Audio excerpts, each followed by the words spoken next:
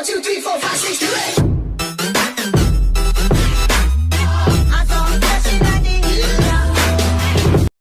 Meizu's 18 series are officially arriving on March 3rd and will consist of the Meizu 18 and the Meizu 18 Pro. The Meizu 18 Pro's retail box has leaked, revealing the design of the front and rear, as well as the camera specs. The main camera will be a 50MP 1.3, possibly a Samsung ISOCELL GN1 sensor. There's a 129-degree ultrawide with macro abilities and a 3D ToF sensor. The rest of the cameras are unknown.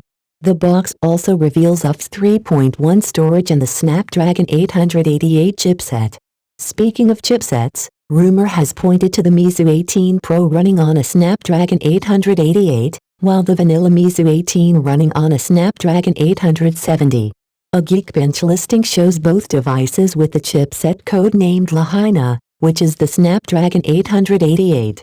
The scores are inconsistent, however. Finally, Meizu teased the battery capacity of the Meizu 18 Pro on its official Weibo account. It will have a 4500 mAh battery, something we've already gathered from a CCC listing. Meizu promises long battery life from the power pack.